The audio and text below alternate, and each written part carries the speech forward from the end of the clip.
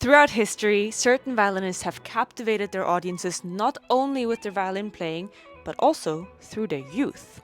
These so-called Wunderkinder or child prodigies represent the extraordinary intersection between early potential and artistic genius. Welcome back to Tone-Based Violin. I'm your host, violinist Sumina Studer, and today we're going to be diving into a very interesting topic. We're going to be exploring some of the most interesting child prodigies in the violin world. That includes, of course, Wolfgang Amadeus Mozart, all the way to Midori. So grab your favorite cup of tea, it's cold outside, and let's dive in. First of all, let's talk about what it actually means to be a Wunderkind. The term literally means wonder child in German, and it refers to young musicians who achieve an extraordinary skill level at an incredibly early age. But it's more than just technical ability. It is about artistry, maturity, and a really unique ability to connect with audiences. Alright, let's start with the most quintessential child prodigy in the violin world. A name that very often just comes up when you think of any type of child prodigy. It is Wolfgang Amadeus Mozart. While he's best known as a composer, young Mozart was actually also a phenomenal violinist, performing across all of Europe by the age of 6. His father, Leopold Mozart, was actually a violinist himself, as well as a music pedagogue. I highly recommend you check out his book on the fundamentals of violin playing. It's very interesting and tells you a lot about how Mozart is to be interpreted and played. He played a pivotal role in shaping Mozart's musicianship. Born in Salzburg, Austria in 1756, Mozart quickly became known as a wunderkind. Mozart's extraordinary talent manifested at a very, very early age, almost as soon as he could walk and talk.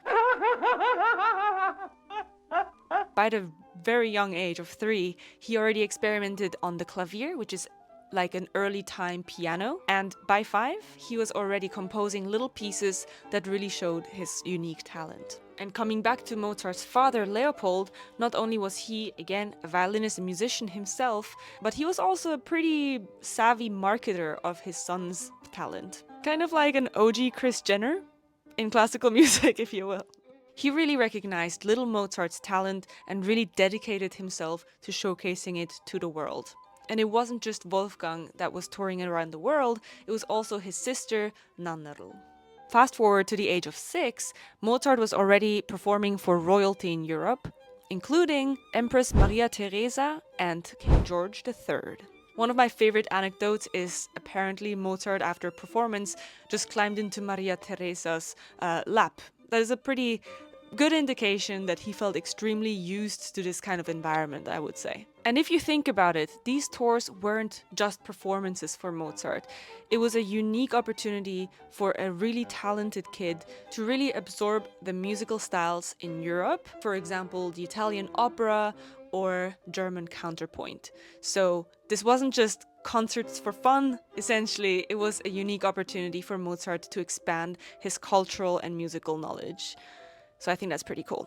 So imagine a young child not only mastering these different styles and musical influences, but also synthesizing them into something entirely its own. So what made Mozart's prodigious talent so transformative wasn't just his technical ability, it was his talent to transcend it. Many child prodigies impressed their audiences with technical abilities and impressive runs, but Mozart is a prime example of having also emotional and intellectual depth beyond his years. Even at a young age, Mozart's ability to learn, adapt, and innovate really set him apart from other prodigies at the time. That was Mozart. Fast forward to the 20th century, we're going to be talking about Yehudi Menuhin. Born in 1916, Yehudi Menuhin gave his first public performance at the tender age of 7. By the age of 11, he actually played the Beethoven Violin Concerto, which is just crazy in its own, but he played it with none other than the Berlin Philharmonic, which is something that even today's biggest music stars in the classical world can only dream about. In case you're not in the classical music world, the Berlin Philharmonic Orchestra is known to be one of the very, very top orchestras in the entire world. This is a feat so big that even Albert Einstein was left speechless. Apparently, Einstein had said, "Now I know there is a God in heaven." Menuhin's artistry went far beyond just technical skill as well. Even as a child, he brought emotional maturity to his performances that even left seasoned musicians in awe. And what set Menuhin apart from a lot of other prodigies is that he actually continued to evolve throughout his successful career, and so that kept him very interesting. So he really became a beacon to the musical world. So far so that there is a musical boarding school founded in his honor, as well as one of the most important violin youth competitions out there. The level of the Menuhin violin competition is one of the highest of any youth competition out there. So it's fair to say that Yehudi Menuhin's mark as a prodigy is carrying on to the youth today. Now, no conversation about violin prodigies is complete without mentioning Michael Rabin. Born in New York City in 1936, Michael Rabin was a prodigy's prodigy. He started playing the violin at the age of 7, which I hate to say, it's gonna sound so bad, but it's actually considered a bit on the late side because a lot of violinists that are considered prodigies start at age 3, 4, or 5. Like, I started playing at 5 and that was considered on the later side as well. So 7 is considered quite late for a prodigy. But needless to say, that didn't affect Michael Rabin, and he was considered an incredible prodigy at a very, very young age already.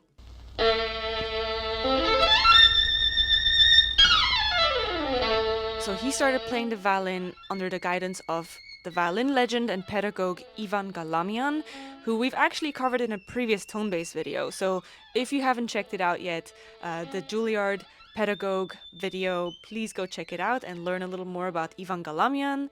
Michael Rabin quickly rose to prominence through Ivan Galamian's guidance. So far so that even by the age of 13 already, Michael Rabin was actually performing with the New York Philharmonic and dazzled audiences with his technical ability as well as mature music making. So what made Michael Rabin so special was his almost supernatural technical ability. His interpretation of the Paganini caprices, for example, remain as one of the most definitive interpretations out there to this day. And even if you listen to his Moto Perpetuo, it is not just fast, it is clean, it is so satisfying to hear, and most importantly, it's elegant and it feels seemingly effortless. You almost forget that it is a human playing it because it's amazing. But Rabin really was more than just a technical player. His interpretations of, for example, the Bruch Violin Concerto or Wieniawski No. 1 showcase an emotional depth that is even difficult to hear in some adult players. So with a single note, it feels like he could almost like break your heart. And then he can also like really leave you breathless with some beautiful phrasing. Now, talking about some of the darker sides of Michael Rabin in particular as a prodigy, his life is a testament and a really sad reminder as well of some of the challenges that prodigies often face. Despite his immense talent, he struggled with the pressures of fame as well as a lack of support to navigate the transition from child prodigy to then having an adult career. He really tragically passed away at the very young age of 35 already.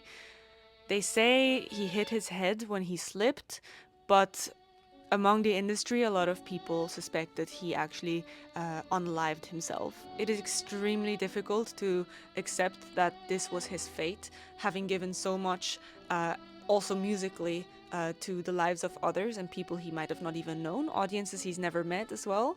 So it's safe to say Michael Rabin left a selfless legacy behind that we cherish to this day. And Rabin's story is a reminder to us that prodigies are human as well, of course, and not just some fascinating thing to gawk at. They need support, they need nurturing, they need balance, and they need the understanding in order to thrive. And while his life was very sadly cut short, his recordings inspire musicians to this day.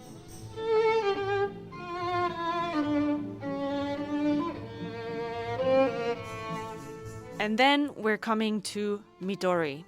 Born in Osaka, Japan, in 1971, Midori's career was so electrifying at a very young age that she played with the New York Philharmonic at the age of 11, and Leonard Bernstein himself reportedly broke protocol for her to give her a standing ovation during the concert. Personally, Midori's album Encore remains one of the most played albums in my life that inspired me to actually keep up with violin at a young age. It was constantly in our car.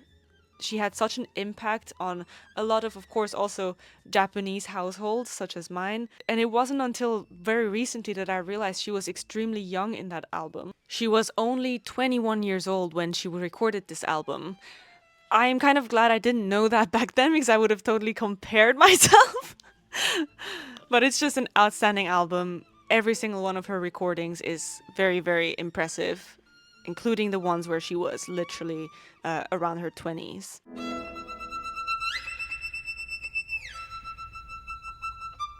What sets Midori Goto apart from other child prodigies was her adaptability as well as resilience. She's one of the few prodigies that successfully transitioned into a mature artist while also dedicating herself to philanthropy and education. Today, she doesn't just inspire through her music, but with the commitment of making music accessible for all. Now, while all of these stories are immensely inspiring to hear about these prodigies, it's important to remember that being a prodigy comes with immense pressures. It is a very unrelatable life to most kids. We can all agree the transition from child star to mature artist is not always easy. For every success story, there are countless tales of burnout and stress. It's a reminder to ourselves that talent alone is not enough. It takes support, it takes resilience, and most importantly, it takes a love for the arts. These Wunderkinder give us hope and remind us of the boundless creativity that humans can have. But I think it's also really interesting and important to remember that not every prodigy becomes an incredible star soloist, and not every star soloist was a prodigy. It doesn't quite translate that way, and that is good, because we shouldn't let that kind of mentality stunt our own progress or even discourage us from our own progress as artists. It's a never-ending process. We learn well into our 80s and 90s. If we get to live that long. And who knows, maybe perhaps the next great player is actually watching this video right now. If you want to give your 2 cents on prodigies and Wunderkinder and your take on it, in the comments below, I would love that, because I love reading your comments. So be sure to comment down below. Don't forget to check out Tonebase for expert tutorials and inspiration. Until then, happy holidays, and I'll see you in the new year. Bye!